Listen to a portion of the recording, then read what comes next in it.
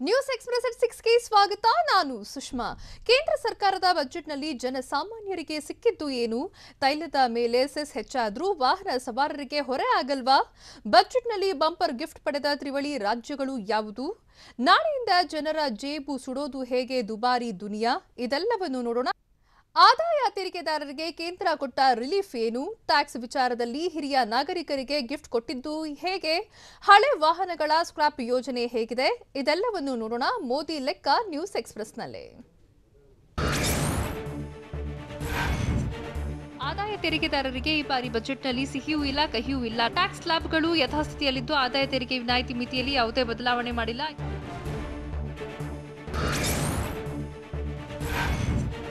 ಹಿರಿಯ ನಾಗರಿಕರಿಗೆ ತೆರಿಗೆ ವಿಚಾರದಲ್ಲಿ ಕೇಂದ್ರ ಸರ್ಕಾರ ಬಿಗ್ ರಿಲೀಫ್ ಕೊಟ್ಟಿದೆ. ಪಿಂಚಣಿ ಹಾಗೂ ಬಡ್ಡಿ ಮೇಲಿನ ತೆರಿಗೆಯಲ್ಲಿ ವಿನಾಯಿತಿ ನೀಡಿದ್ದು 75 ವರ್ಷಕ್ಕಿಂತ ಮೇಲ್ಪಟ್ಟ ಹಿರಿಯ ನಾಗರಿಕರಿಗೆ ಲಾಭವಾಗಲಿದೆ. ಪಿಂಚಣಿಗೆ ಆದಾಯ ತೆರಿಗೆ ಕಟ್ಟುವ ಅವಶ್ಯಕತೆ ಇಲ್ಲ ಅಂತ ಕೇಂದ್ರ ಸಚಿವೆ ನಿರ್ಮಲಾ ಸೀತಾರಾಮನ್ ಹೇಳಿದ್ದಾರೆ.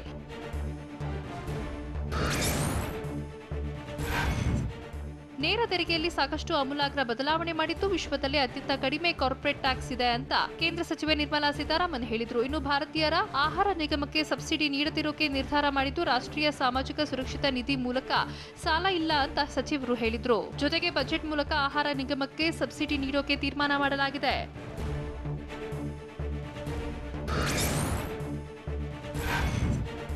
ಅನಿವಾಸಿ ಭಾರತೀಯರಿಗೆ 2 ಕಡೆ ತೆರಿಗೆ ಕಟ್ಟುವುದರಿಂದ ಕೇಂದ್ರ ಸರ್ಕಾರ ವಿನಾಯಿತಿ ನೀಡಿದೆ. ಅಲ್ಲದೆ 5 ಕೋಟಿ ವಹಿವಾಟಿನ ಚಾರಿಟಬಲ್ ಟ್ರಸ್ಟ್ಗೆ ತೆರಿಗೆ ವಿನಾಯಿತಿ ಕಲ್ಪಿಸಲಾಗಿದೆ. ಜೊತೆಗೆ ಸ್ಟಾರ್ಟ್ಅಪ್ ಉದ್ದಿಮೆಗಳಿಗೆ ಮತ್ತೆ 1 ವರ್ಷ ರಿಲೀಫ್ ನೀಡಿದ್ದು ಬಂಡವಾಳದ ಮೇಲಿನ ಲಾಭದ ಮೇಲೆ ತೆರಿಗೆ ವಿಧಿಸಿಲ್ಲ ಅಂತ ನಿರ್ಮಲಾ ಸೀತಾರಾಮನ್ ಹೇಳಿದ್ರು. ಕ್ಯಾಪಿಟಲ್ ಗೇನ್ಗೆ ತೆರಿಗೆ ವಿನಾಯಿತಿ ನೀಡಲಾಗಿದೆ ಅಂತ ನಿರ್ಮಲಾ ಸೀತಾರಾಮನ್ ತಿಳಿಸಿದ್ರು.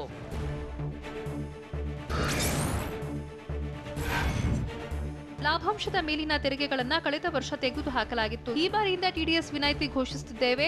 ಷೇರು ಮತ್ತು ಮ್ಯೂಚುವಲ್ ಫಂಡ್ ಹೂಡಿಕೆಗೆ ಇದು ಅನ್ವಯಿಸಲಿದೆ ಅಂತ ನಿರ್ಮಲಾ ಸೀತಾರಾಮನ್ ಹೇಳಿದ್ರು. ಅಲ್ಲದೆ ಆದಾಯ ತೆರಿಗೆಗೆ ಸಂಬಂಧಿಸಿದ ವಿವಾದಗಳನ್ನು ಪರಿಹರಿಸೋಕೆ ರಾಷ್ಟ್ರೀಯ ದೂರು ಪ್ರಾಧಿಕಾರ ಆರಂಭಿಸುತ್ತೇವೆ. ಇದು ಫೇಸ್ಲೆಸ್ ಆಗಿ ಕಾರ್ಯನಿರ್ವಹಿಸುತ್ತೆ ಅಂತ ಅವರು ತಿಳಿಸಿದ್ರು.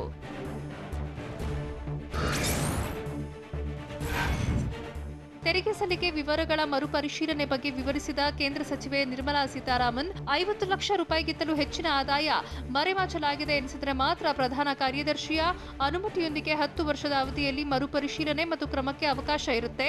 ತೆರಿಗೆ ಪಾವತಿದಾರರು ಸರಿಯಾದ ಮಾಹಿತಿ ನೀಡಿಲ್ಲ ಎಂಬ ಸಂದರ್ಭದಲ್ಲಿ ಕೇವಲ 3 ವರ್ಷಗಳಲ್ಲಿ ತೆರಿಗೆ ಸಲ್ಲಿಕೆ ವಿವರಗಳನ್ನು ಆದಾಯ ತೆರಿಗೆ ಇಲಾಖೆ ಮರುಪರಿಶೀಲನೆ ಮಾಡಬಹುದು ಅಂತ ಹೇಳಿದರು.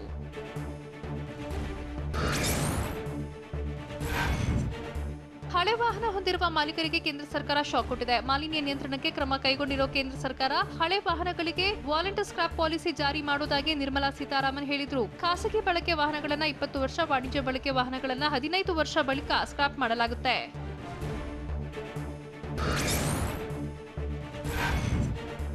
ವಿತ್ತೀಯ ಕೊರತೆ ಜಿಡಿಪಿಯ ಶೇಕಡ 9.5% ಆಗಿದ್ದು ಸಾಲದ ಮೂಲಕ ವಿತ್ತೀಯ ಕೊರತೆ ಸರಿದೂಗಿಸಿಕೊಂಡಿದ್ದೇವೆ. ಇದಕ್ಕೆ ಇನ್ನು 80,000 ಕೋಟಿ ರೂಪಾಯಿ ಅಗತ್ಯ ಇದ್ದು ವಿವಿಧ ಹಣದ ಮಾರುಕಟ್ಟೆಗಳ ಮೂಲಕ ಹಣ ಪಡೆಯುವ ಗುರಿ ಇದೆ ಅಂತ ನಿರ್ಮಲಾ ಸೀತಾರಾಮನ್ ಹೇಳಿದರು. 2021-22ರಲ್ಲಿ ವಿತ್ತೀಯ ಕೊರತೆ ಜಿಡಿಪಿಯ ಶೇಕಡ 6.8% ಆಗಲಿದೆ. ವಿತ್ತೀಯ ಕೊರತೆ ಜಿಡಿಪಿಯ ಶೇಕಡ 3% ಇರಬೇಕಿತ್ತು. ಆದರೆ ಆ ಗುರಿಯನ್ನ ಸಾಧಿಸುವುದಕ್ಕೆ ಸಾಧ್ಯವಾಗಿಲ್ಲ. 2021-22ರಲ್ಲಿ ಬಜೆಟ್ ವೆಚ್ಚದ ಅಂದಾಜು 34.83 ಲಕ್ಷ ಕೋಟಿ ಅಂತ ಸಚಿವರು ತಿಳಿಸಿದರು.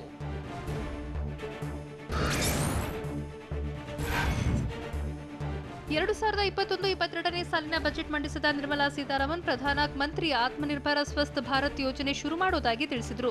ಈ ಯೋಜನೆಗೆ 64,180 ಕೋಟಿ ರೂಪಾಯಿ ಅನುದಾನ ನೀಡುವುದಾಗಿ ತಿಳಿಸಿದರು. ಅಲ್ಲದೆ ಮಿಷನ್ ಪೂರ್ಣೇಶ್ 2.0 ಯೋಜನೆ ಘೋಷಿಸಿದ ಸೀತಾರಾಮನ್ 6 ಆಧಾರ ಸ್ತಂಭಗಳ ಮೇಲೆ ಬಜೆಟ್ ಮಂಡನೆ ಮಾಡಿದ್ದಾಗಿ ತಿಳಿಸಿದರು.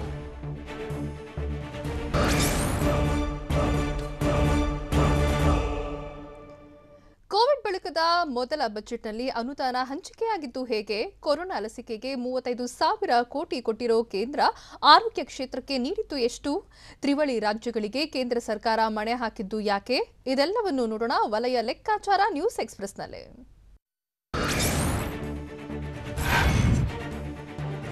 ಆರೋಗ್ಯ ಕ್ಷೇತ್ರಕ್ಕೆ 2,23,000 ಕೋಟಿ ರೂಪಾಯಿ ನೀಡಿರೋ ಕೇಂದ್ರ ಸರ್ಕಾರ ಕೊರೋನಾ ಲಸಿಕೆಗೆ 35,000 ಕೋಟಿ ರೂಪಾಯಿ ನೀಡಿದೆ. ಈ ಬಗ್ಗೆ ಮಾತನಾಡಿದ ನಿರ್ಮಲಾ ಸೀತಾರಾಮನ್ ದೇಶದಲ್ಲಿ ಇನ್ನೆರಡು ಕೊರೋನಾ ಲಸಿಕೆಗಳು ಬರಲಿವೆ ಅಂತ ಹೇಳಿದರು. ಆರೋಗ್ಯ ಕ್ಷೇತ್ರದ ಮೂಲಸೌಕರ್ಯಕ್ಕೆ 64,184 ಕೋಟಿ ರೂಪಾಯಿ ಅನುದಾನ ನೀಡಲಾಗಿದೆ.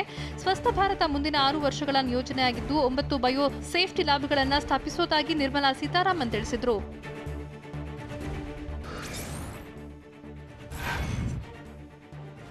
ಎಲೆಕ್ಷನ್ ಇರುವ ತ್ರಿವಳಿ ರಾಜ್ಯಗಳಿಗೆ ಕೇಂದ್ರ ಸರ್ಕಾರ ಮಣೆ ಹಾಕಿದೆ. ತಮಿಳುನಾಡು, ಕೇರಳ, ಪಶ್ಚಿಮ ಬಂಗಾಳಕ್ಕೆ ಭರ್ಜರಿ ಗಿಫ್ಟ್ ಕೊಟ್ಟಿದೆ. ತಮಿಳುನಾಡಿನಲ್ಲಿ 3500 ಕಿಲೋಮೀಟರ್ ರಾಷ್ಟ್ರೀಯ ಹೆದ್ದಾರಿಯನ್ನು ಮುಂದಿನ ವರ್ಷದಿಂದಲೇ ನಿರ್ಮಾಣ ಮಾಡೋದಾಗಿ ನಿರ್ಮಲಾ ಸೀತಾರಾಮನ್ ಹೇಳಿದರು. ಅಲ್ಲದೆ ಕೇರಳದಲ್ಲಿ 1100 ಕಿಲೋಮೀಟರ್ ರಾಷ್ಟ್ರೀಯ ಹೆದ್ದಾರಿ ನಿರ್ಮಾಣಕ್ಕೆ 55,000 ಕೋಟಿ ರೂಪಾಯಿ ನೀಡೋದಾಗಿ ತಿಳಿಸಿದರು.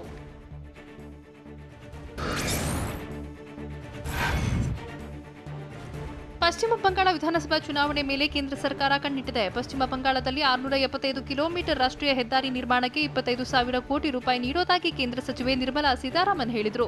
ಅಲ್ಲದೆ ಅಸ್ಸಾಂನಲ್ಲಿ 1,300 ಕಿಲೋಮೀಟರ್ ರಾಷ್ಟ್ರೀಯ ಹೆದ್ದಾರಿ ನಿರ್ಮಾಣ ಮಾಡಲಿದ್ದು, ಒಟ್ಟಾರೆ ರಾಷ್ಟ್ರೀಯ ಹೆದ್ದಾರಿಗೆ 1,18,000 ಕೋಟಿ ಮೀಸಲಿಡಲಾಗಿದೆ.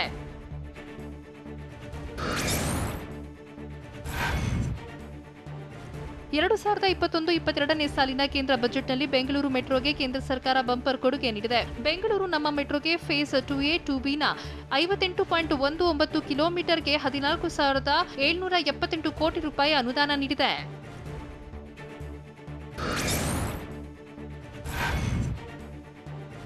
ದೇಶದಲ್ಲಿ 702 ಕಿಲೋಮೀಟರ್ ಮೆಟ್ರೋ ಮಾರ್ಗ ಪೂರ್ಣವಾಗಿದ್ದು, ಒಟ್ಟು 27 ನಗರದಲ್ಲಿ 1,016 ಕಿಲೋಮೀಟರ್ ಮೆಟ್ರೋ ಮಾರ್ಗದ ಗುರಿ ಇದೆ ಅಂತ ಕೇಂದ್ರ ಸಚಿವೆ ನಿರ್ಮಲಾ ಸೀತಾರಾಮನ್ ತಿಳಿಸಿದರು. ಕೊಚ್ಚಿ ಮೆಟ್ರೋ ಫೇಸ್ 2ಗೆ 1,900 ಕೋಟಿ ರೂಪಾಯಿ ನೀಡೋದಾಗಿ ನಿರ್ಮಲಾ ಸೀತಾರಾಮನ್ ತಿಳಿಸಿದ್ದು, ಸ್ವಯಂಚಾಲಿತ ರೈಲು ಸುರಕ್ಷತೆಗೆ ಆದ್ಯತೆ ಅಂತ ಹೇಳಿದರು.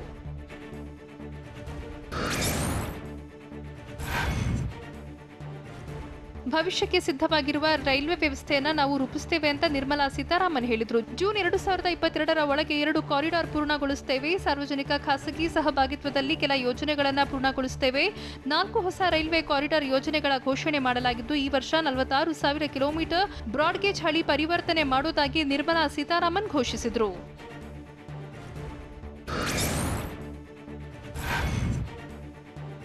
ನಗರ ಸಾರಿಗೆಯಲ್ಲಿ ಖಾಸಗಿ ಕಂಪನಿಗಳ ಜೊತೆಗೆ ಪಿಪಿಪಿ ಯೋಜನೆ ಜಾರಿಗೊಳಿಸಲಾಗುವುದು ಅಂತ ನಿರ್ಮಲಾ ಸೀತಾರಾಮನ್ ಹೇಳಿದ್ದು, ಜಮ್ಮು ಕಾಶ್ಮೀರಕ್ಕೂ ಗ್ಯಾಸ್ ಪೈಪ್ಲೈನ್ ಸೌಲಭ್ಯ ಕಲ್ಪಿಸುತ್ತೇವೆ. ಬಂದರುಗಳು ಖಾಸಗಿ ಸಹಭಾಗಿತ್ವದಲ್ಲಿ ನಿರ್ವಹಣೆ ಮಾಡಲಿದ್ದು, ಸೋಲಾರ್ಗೆ 1,000 ಕೋಟಿ ರೂಪಾಯಿ, ನವೀಕರಿಸಬಹುದಾದ ಇಂಧನಕ್ಕೆ 1,500 ಕೋಟಿ ನೀಡೋದಾಗಿ ತಿಳಿಸಿದರು.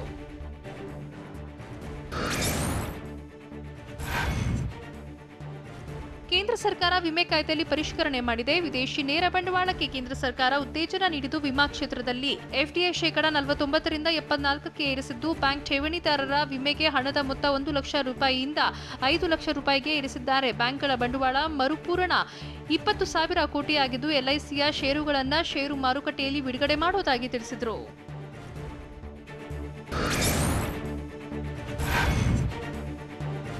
ಎಲ್ಲ ನಗರ ಸ್ಥಳೀಯ ಸಂಸ್ಥೆಗಳಲ್ಲಿ ಜಲ ಜೀವನ ಮಿಷನ್ ಜಾರಿಗೊಳಿಸಲಾಗುವುದು ಅಂತ ನಿರ್ಮಲಾ ಸೀತಾರಾಮನ್ ಜಲ ಜೀವನ್ ಮಿಷನ್ ಯೋಜನೆಗೆ ಮುಂದಿನ 5 ವರ್ಷಗಳಿಗೆ 2.87 ಲಕ್ಷ ಕೋಟಿ ಮೀಸಲು ಇಡುವುದಾಗಿ ಹೇಳಿದರು. ದೇಶದಲ್ಲಿ ಮೆಗಾ ಇನ್ವೆಸ್ಟ್ಮೆಂಟ್ ಟೆಕ್ಸ್ಟೈಲ್ ಪಾರ್ಕ್ ಯೋಜನೆ ಜಾರಿಯಾಗಲಿದ್ದು, 3 ವರ್ಷಗಳಲ್ಲಿ 7 ಟೆಕ್ಸ್ಟೈಲ್ ಪಾರ್ಕ್ ಆರಂಭಿಸುವುದಾಗಿ ನಿರ್ಮಲಾ ತಿಳಿಸಿದರು.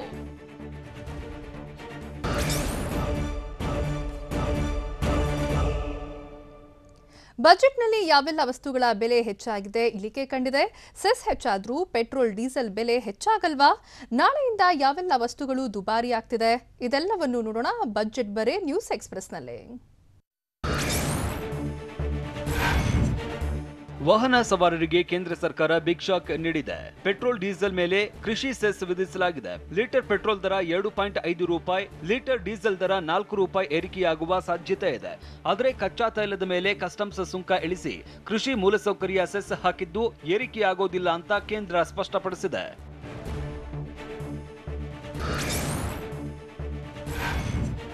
ಪೆಟ್ರೋಲ್ ಡೀಸೆಲ್ ಮೇಲೆ ಕೃಷಿ ಸೆಸ್ ವಿಧಿಸಲಾಗಿದೆ. ಆದರೆ ಗ್ರಾಹಕರ ಮೇಲೆ ಹೆಚ್ಚುವರಿ ಹೊರೆಯಾಗೋದಿಲ್ಲ ಅಂತ ಬಜೆಟ್ ಭಾಷಣದಲ್ಲಿ ನಿರ್ಮಲಾ ಸೀತಾರಾಮನ್ ಹೇಳಿದ್ದಾರೆ. ಕಚ್ಚಾ ತೈಲದ ಮೇಲಿನ ಆಮದು ಸುಂಕ ಕಡಿಮೆ ಮಾಡಲಾಗಿದೆ. ಕಸ್ಟಮ್ಸ್ ಡ್ಯೂಟಿ ಇಳಿಕೆ ಮಾಡಿರೋದ್ರಿಂದ ಹೊಸ ಕೃಷಿ ಸೆಸ್ ಗ್ರಾಹಕರಿಗೆ ಹೊರೆಯಾಗಲ್ಲ, ಹೀಗಂತ ನಿರ್ಮಲಾ ಸೀತಾರಾಮನ್ ಸ್ಪಷ್ಟಪಡಿಸಿದ್ದಾರೆ.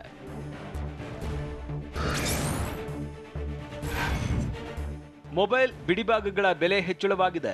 ದೇಶೀಯ ಎಲೆಕ್ಟ್ರಾನಿಕ್ ಉತ್ಪಾದನೆ ವೇಗವಾಗಿ ಬೆಳೀತಾ ಇದೆ. ಹೀಗಾಗಿ ದೇಶದ ಮೌಲ್ಯಾಭಿವೃದ್ಧಿಗಾಗಿ ಚಾರ್ಜರ್ಗಳ ಭಾಗ ಹಾಗೂ ಮೊಬೈಲ್ಗಳ ಬಿಡಿಭಾಗಗಳ ಮೇಲಿನ ಕೆಲವು ವಿನಾಯಿತಿಯನ್ನ ಹಿಂತೆಗೆದುಕೊಳ್ಳುತ್ತಿದ್ದೇವೆ. ಮೊಬೈಲ್ಗಳ ಬಿಡಿಭಾಗಗಳ ದರ 2.5% ಏರಿಕೆಯಾಗಲಿದೆ ಅಂತ ನಿರ್ಮಲಾ ಸೀತಾರಾಮನ್ ಹೇಳಿದ್ರು.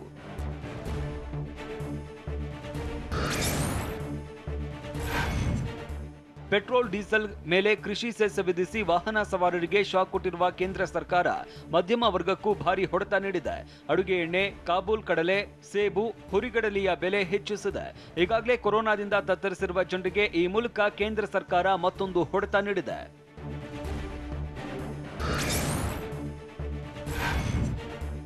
ನಾಳೆಯಿಂದ ಜನಸಾಮಾನ್ಯರಿಗೆ ದುಬಾರಿ ದುನಿಯಾ. ಬಜೆಟ್ನಲ್ಲಿ ಜನಸಾಮಾನ್ಯರಿಗೆ ಸೆಸ್ ಬರೆ ಹಾಕಲಾಗಿದ್ದು, ಪೆಟ್ರೋಲ್, ಡೀಸೆಲ್, ಅಡುಗೆ ಎಣ್ಣೆ ದುಬಾರಿಯಾಗಿದ್ದು, ಎಲೆಕ್ಟ್ರಾನಿಕ್ ವಸ್ತು, ಮೊಬೈಲ್ ಫೋನ್ ಕಾಸ್ಟ್ಲಿ ಆಗಲಿದೆ. ಅಲ್ಲದೆ ಮದ್ಯಪ್ರಿಯರಿಗೂ ಕೇಂದ್ರ ಶಾಕ್ ಕೊಟ್ಟಿದ್ದು, ಮದ್ಯದ ಬೆಲೆಯೂ ಹೆಚ್ಚಳವಾಗಲಿದೆ.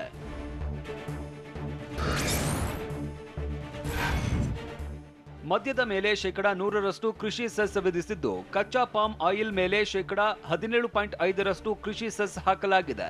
ಅಲ್ಲದೆ ಸೋಯಾಬೀನ್, ಸೂರ್ಯಕಾಂತಿ ಎಣ್ಣೆ ಮೇಲೆ 20% ಕೃಷಿ ಸೆಸ್ ಹಾಕಲಾಗಿದೆ.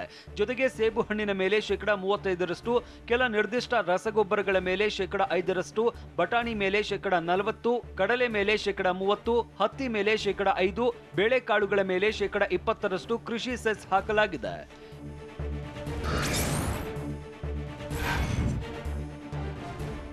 ಕೇಂದ್ರ ಸರ್ಕಾರದ ಬಜೆಟ್ನಲ್ಲಿ ಎಸಿ ಬಿಸಿಯಾಗಿದೆ. ಎಸಿ ಮೇಲೆ 12.5ರಿಂದ 15% ಕಸ್ಟಮ್ಸ್ ಶುಲ್ಕ ಏರಿಕೆ ಮಾಡಲಾಗಿದೆ. ಅಲ್ಲದೆ ಪ್ರಿಂಟೆಡ್ ಸರ್ಕ್ಯೂಟ್ ಬೋರ್ಡ್ ಅಸೆಂಬ್ಲಿಗೆ 2.5% ಕಸ್ಟಮ್ಸ್ ಶುಲ್ಕ ವಿಧಿಸಲಾಗುತ್ತೆ. ಇದರ ಜೊತೆಗೆ ದೀಪಗಳು ದುಬಾರಿಯಾಗಲಿದ್ದು, ಎಲ್ಇಡಿ ದೀಪಗಳ ಮೇಲೆ 5ರಿಂದ 10% ಕಸ್ಟಮ್ಸ್ ಸುಂಕ ಏರಿಕೆ ಮಾಡಲಾಗಿದೆ. ಸೋಲಾರ್ ದೀಪಗಳಿಗೂ ಕೂಡ 5ರಿಂದ 15% ಕಸ್ಟಮ್ಸ್ ಶುಲ್ಕ ಹೆಚ್ಚಿಸಲಾಗಿದೆ.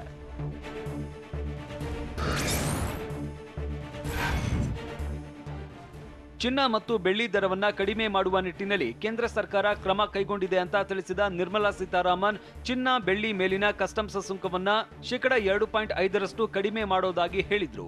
ಸದ್ಯ ಚಿನ್ನ ಮತ್ತು ಬೆಳ್ಳಿ ಮೇಲೆ 12.5% ಕಸ್ಟಮ್ಸ್ ಸುಂಕ ವಿಧಿಸಲಾಗ್ತಾ ಇದೆ. ಇದು 10% ಇಳಿಕೆಯಾಗಲಿದೆ. ಅಕ್ಟೋಬರ್ 1ರಿಂದ ಪರಿಷ್ಕೃತ ಕಸ್ಟಮ್ಸ್ ಸುಂಕ ದೇಶದಲ್ಲಿ ಜಾರಿಗೆ ಬರಲಿದೆ.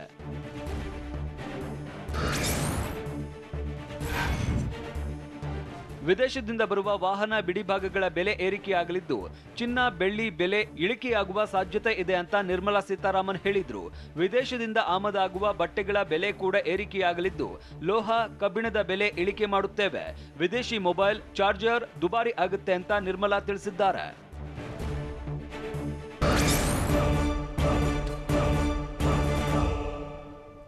ಕನಿಷ್ಠ ಬೆಂಬಲ ಬೆಲೆ ಬಗ್ಗೆ ನಿರ್ಮಲಾ ಸೀತಾರಾಮನ್ ಹೇಳಿದ್ದು ಏನು? ಬಜೆಟ್ ಮಂಡಿಸಿದ ನಿರ್ಮಲಾಗೆ ಪ್ರಧಾನಿ ಮೋದಿ ಅಭಿನಂದಿಸಿದ್ದು ಹೇಗೆ?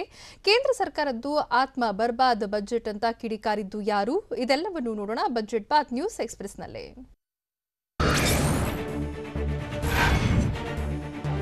ಕೃಷಿ ತಿದ್ದುಪಡಿ ಕಾಯ್ದೆಗಳನ್ನು ವಿರೋಧಿಸಿ ದೆಹಲಿ ಗಡಿಯಲ್ಲಿ ಪ್ರತಿಭಟಿಸ್ತಾ ಇರುವ ಬೆನ್ನಲ್ಲೇ ಕೃಷಿ ಉತ್ಪನ್ನಗಳಿಗೆ ಕನಿಷ್ಠ ಬೆಂಬಲ ಬೆಲೆ ನಿಲ್ಲಿಸಿಲ್ಲ ಅಂತ ನಿರ್ಮಲಾ ಸೀತಾರಾಮನ್ ಹೇಳಿದ್ರು. ಕೃಷಿ ಉತ್ಪನ್ನಗಳ ಖರೀದಿ ಮುಂದುವರಿಯುತ್ತದೆ ಅಂತ ಕೇಂದ್ರ ಸ್ಪಷ್ಟಪಡಿಸಿದ್ದು, ಗೋಧಿಗೆ 2013-14ರಲ್ಲಿ 33,000 ಕೋಟಿ ನೀಡಿದ್ದು, 2019-20ರಲ್ಲಿ 62,000 ಕೋಟಿ ನೀಡಿ ಖರೀದಿ ಮಾಡಲಾಗಿದೆ.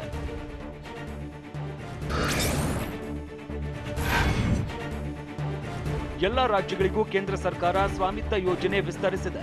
ಪಶುಸಂಗೋಪನೆ, ಡೇರಿ, ಮೀನುಗಾರಿಕೆಗೆ 40,000 ಕೋಟಿ ನೀಡಿದ್ದು, ಹಾಳಾಗುವ ಉತ್ಪನ್ನಗಳ ಪಟ್ಟಿಗೆ 22 ಕೃಷಿ ಉತ್ಪನ್ನ ಸೇರ್ಪಡೆ ಮಾಡಲಾಗಿದೆ. ಅಲ್ಲದೆ 16.5 ಲಕ್ಷ ಕೋಟಿ ರೂಪಾಯಿ ಕೃಷಿ ಸಾಲ ನೀಡುವ ಗುರಿ ಹೊಂದಲಾಗಿದೆ.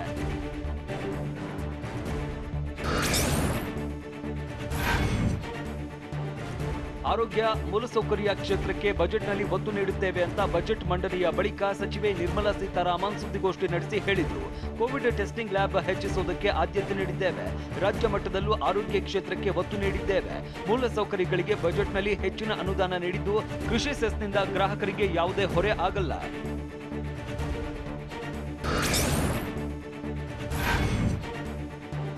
ಕೃಷಿ ಮೂಲ ಸೌಲಭ್ಯಗಳಿಗಾಗಿ 40,000 ಕೋಟಿ ಮೀಸಲಿಟ್ಟಿದ್ದು, ಇದೊಂದು ಅಭಿವೃದ್ಧಿ ಪೂರಕವಾದ ಬಜೆಟ್ ಅಂತ ನಿರ್ಮಲಾ ಸೀತಾರಾಮನ್ ತಿಳಿಸಿದ್ರು. ವಿಮಾ ಕ್ಷೇತ್ರದಲ್ಲಿ ಖಾಸಗಿ ಬಂಡವಾಳ ಹೂಡಿಕೆಗೆ ಹೆಚ್ಚು ಒತ್ತು ನೀಡಿದ್ದೇವೆ. ಪಾರದರ್ಶಕವಾಗಿ ಬಜೆಟ್ ಮಂಡಿಸಿದ್ದೇವೆ ಅಂತ ತಿಳಿಸಿದ್ರು.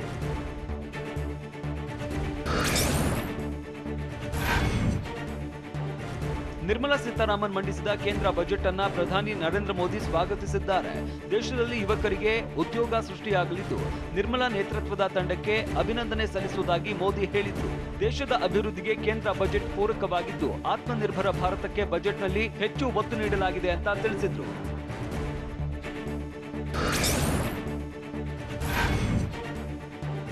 ಕೇಂದ್ರ ಸರ್ಕಾರದ ಬಜೆಟ್ ಅನ್ನ ಸ್ವಾಗತಿಸುತ್ತೇವೆ ಅಂತ ಬೆಂಗಳೂರಲ್ಲಿ ಸಚಿವ ಆರ್ ಅಶೋಕ್ ಹೇಳಿದ್ರು. ಬೆಂಗಳೂರಿನ ಮೆಟ್ರೋಗೆ ಹಣ ನೀಡಿರುವುದಕ್ಕೆ ಸ್ವಾಗತ. ಕಷ್ಟ ಕಾಲದಲ್ಲಿ ಬಜೆಟ್ ಮಂಡಿಸಿರುವುದು ಕಷ್ಟವಾಗಿದ್ದು ರೈತರ ಪರವಾಗಿ ಹೊಸ ಘೋಷಣೆ ಮಾಡಿದ್ದಾರೆ. ಯಾವುದೇ ಹೆಚ್ಚುವರಿ ತೆರಿಗೆ ಇಲ್ಲದೆ ಸರಿದೂಗಿಸಿದ್ದಾರೆ ಅಂತ ಅಶೋಕ್ ತಿಳಿಸಿದ್ರು. ಕೇಂದ್ರ ಬಜೆಟ್ ಬಗ್ಗೆ ಕಿಡಿಕಾರಿರುವ ವಿಪಕ್ಷ ನಾಯಕ ಸಿದ್ದರಾಮಯ್ಯ ಇದೊಂದು ಆತ್ಮ ಬರ್ಬಾದ್ ಬಜೆಟ್ ಅಂತ ವ್ಯಂಗ್ಯವಾಡಿದ್ದಾರೆ. ಬಜೆಟ್ ಬಗ್ಗೆ ಯಾವುದೇ ನಿರೀಕ್ಷೆ ಇಲ್ಲ ಅಂತ ನಿನ್ನೆ ನಾನು ಹೇಳಿದ್ದೆ ಸತ್ಯವಾಗಿದೆ. ಕೇಂದ್ರ ಸರ್ಕಾರ ದಿವಾಳಿ ಬಜೆಟ್ ಮಂಡಿಸಿದೆ. ಕೇಂದ್ರ ಸರ್ಕಾರ ₹1 ಸಾಲ ಮನ್ನಾ ಮಾಡಿಲ್ಲ.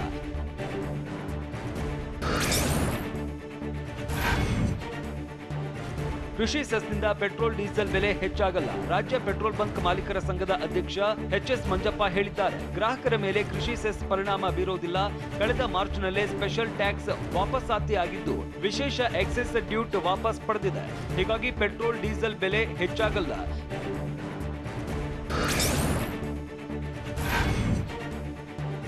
ಪೆಟ್ರೋಲ್ ಡೀಸೆಲ್ ಮೇಲೆ ಕೃಷಿ ಸೆಸ್ ವಿಧಿಸಿರುವುದಕ್ಕೆ ಮೈಸೂರಿನ ಚಾಮುಂಡಿಪುರಂನ ಬಂಕ್ ಬಳಿ ಪ್ರತಿಭಟನೆ ನಡೆಸಲಾಯಿತು. ಪಾಲಿಕೆ ಸದಸ್ಯೆ ಶೋಭಾ, ಮಾಜಿ ಸದಸ್ಯ ಸುನಿಲ್ ಗ್ರಾಹಕರಿಗೆ ಸಿಹಿ ಗುಲಾಬಿ ಹೂ ನೀಡಿ ವಿಭಿನ್ನವಾಗಿ ಆಕ್ರೋಶ ವ್ಯಕ್ತಪಡಿಸಿದರು. ಕೇಂದ್ರ ಸರ್ಕಾರ ಗ್ರಾಹಕರಿಂದ ಹಗಲು ದರೋಡೆ ಮಾಡ್ತಾ ಇದ್ದು ಇದ್ಯಾವ ನ್ಯಾಯ ಅಂತ ಸರ್ಕಾರದ ವಿರುದ್ಧ ಆಕ್ರೋಶ ವ್ಯಕ್ತಪಡಿಸಿದರು.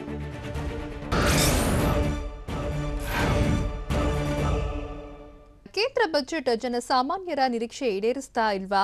ಆಯವ್ಯದ ಬಗ್ಗೆ ಬಿಎಸ್ ಯಡಿಯೂರಪ್ಪ ಹೇಳಿದ್ದು ಏನು? ಬಜೆಟ್ ಬಗ್ಗೆ ವಿಪಕ್ಷಗಳ ಟೀಕೆ ಹೇಗಿದೆ? ಇದೆಲ್ಲವನ್ನು ನೋಡೋಣ ಲೀಡರ್ಸ್ ರಿಯಾಕ್ಷನ್ ನ್ಯೂಸ್ ಎಕ್ಸ್‌ಪ್ರೆಸ್‌ನಲ್ಲಿ.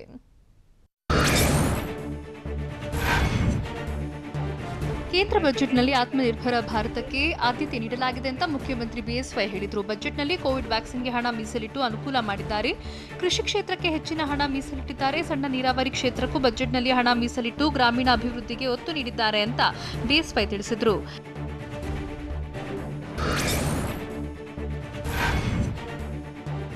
ಕೇಂದ್ರ ಸರ್ಕಾರ ಮಂಡಿಸಿರುವ ಬಜೆಟ್ ಐತಿಹಾಸಿಕ ಬಜೆಟ್ ಆಗಿದೆ ಅಂತ ಸಚಿವ ಶ್ರೀರಾಮುಲು ಹೇಳಿದರು. ಅಂಬೇಡ್ಕರ್ ಹೇಳಿದಂತೆ ರಾಜ್ಯ ಮತ್ತು ದೇಶ ಅಭಿವೃದ್ಧಿಯಾಗಬೇಕು. ಅದಕ್ಕೆ ತಕ್ಕಂತೆ ಎಸ್ಸಿ ಎಸ್ಟಿ ಮಕ್ಕಳಿಗೆ 35,000 ಕೋಟಿ ನೀಡಿದ್ದಾರೆ. ಹಣ ಮೀಸಲಿಟ್ಟಿರುವ ನಿರ್ಮಲಾ ಸೀತಾರಾಮನ್ ಅವರಿಗೆ ಅಭಿನಂದನೆ. ಇನ್ನು 99,000 ಕೋಟಿ ಶಿಕ್ಷಣಕ್ಕೆ ನೀಡಿದ್ದಾರೆ. ಮೆಟ್ರೋ ರೈಲಿಗೆ ಹಣ ನೀಡಿದ್ದಾರೆ.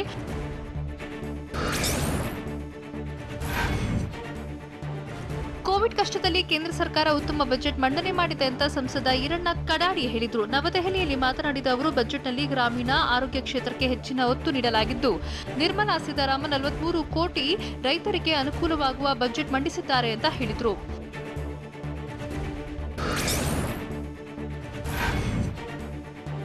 ಇವತ್ತಿನ ಬಜೆಟ್ ಆತ್ಮನಿರ್ಭರ ಭಾರತಕ್ಕೆ ಗಟ್ಟಿ ಅಡಿಪಾಯ ಅಂತ ನವದೆಹಲಿಯಲ್ಲಿ ಕೇಂದ್ರ ಸಚಿವ ಪ್ರಹ್ಲಾದ್ ಜೋಶಿ ಹೇಳಿದರು. ಇಂದಿನ ಬಜೆಟ್ ಪ್ರಗತಿಪರವಾಗಿದ್ದು ಆರೋಗ್ಯ, ಕೃಷಿ, ಮೂಲಭೂತ ಸೌಕರ್ಯ ಕ್ಷೇತ್ರಕ್ಕೆ ಒತ್ತು ನೀಡಲಾಗಿದೆ. ಭಾರತ ಮೆಡಿಕಲ್ ಹಬ್ ಆಗುವ ಸಾಧ್ಯತೆ ಇದ್ದು ರಾಷ್ಟ್ರೀಯ ಹೆದ್ದಾರಿ, ರೈಲ್ವೆ ಕಾಮಗಾರಿಗೆ ಉತ್ತೇಜನ ಸಿಕ್ಕಿದ್ದು 7 ಜವಳಿ ಘಟಕಗಳು ಕೊಡಲಾಗಿರುವುದು ಕನ್ಸ್ಯೂಮರ್ ಕಿಂಗ್ ಎನ್ನುವಂತೆ ಯೋಜನೆ ರೂಪಿಸಲಾಗಿದೆ ಅಂತ ಹೇಳಿದರು.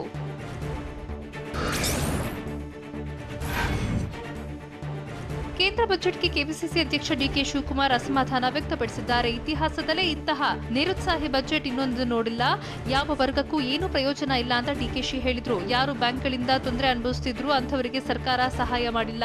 ಜನರಿಗೆ ವಿರುದ್ಧವಾಗಿರುವ ಬಜೆಟ್ ಇದ್ದು ಉದ್ಯೋಗ ಸೃಷ್ಟಿ ಮಾಡೋಕೆ ಯಾವ ತರಹದ ಪ್ಲಾನ್ ಕೂಡ ಇಲ್ಲ. ರೈತರ ಬೆಳೆ ರಕ್ಷಣೆ ಮಾಡೋದಕ್ಕೆ ಯೋಜನೆ ಮಾಡಿಲ್ಲ. ಹೋದ ವರ್ಷ ಏನಿತ್ತು ಅದನ್ನೇ ರಿಪೀಟ್ ಮಾಡಿದ್ದಾರೆ ಅಂತ ಹೇಳಿದ್ರು.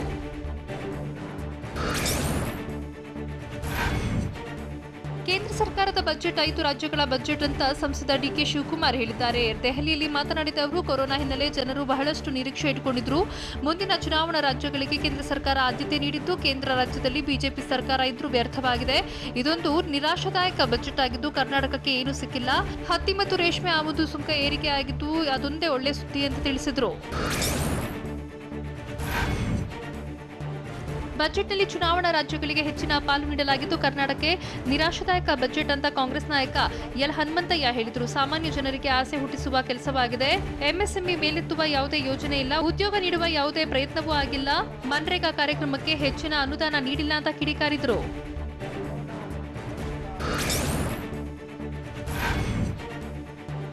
ಕೇಂದ್ರ ಸರ್ಕಾರ ಮಂಡಿಸಿದ್ದು ಜನಪರ ಬಜೆಟ್ ಅಲ್ಲ ಅಂತ ಮಾಜಿ ಸಚಿವ ಯುಟಿ ಖಾದರ್ ಕಿಡಿಕಾರಿದ್ದಾರೆ. ಪೆಟ್ರೋಲ್ ಡೀಸೆಲ್ ಬೆಲೆ ಏರಿಸಿದ್ದು ಜನರಿಗೆ ಕಷ್ಟದ ಪರಿಸ್ಥಿತಿ ನಿರ್ಮಾಣ ಮಾಡಿದ್ದಾರೆ. ರಾಜ್ಯಕ್ಕೆ ಯಾವುದೇ ಕೊಡುಗೆಗಳು ಇಲ್ಲ. ಬಂಡವಾಳ ಶಾಹಿಗಳಿಗೆ ಶಕ್ತಿ ಕೊಡುವ ಕೆಲಸ ಮಾಡಿದ್ದಾರೆ. ಬಜೆಟ್ನಲ್ಲಿ ರೈತರಿಗೂ ಏನು ಘೋಷಿಸಿಲ್ಲ. 133 ಕೋಟಿ ಜನಸಾಮಾನ್ಯರಿಗೆ ಅನ್ಯಾಯ ಆಗಿದೆ ಅಂತ ಅಸಮಾಧಾನ ವ್ಯಕ್ತಪಡಿಸಿದ್ರು.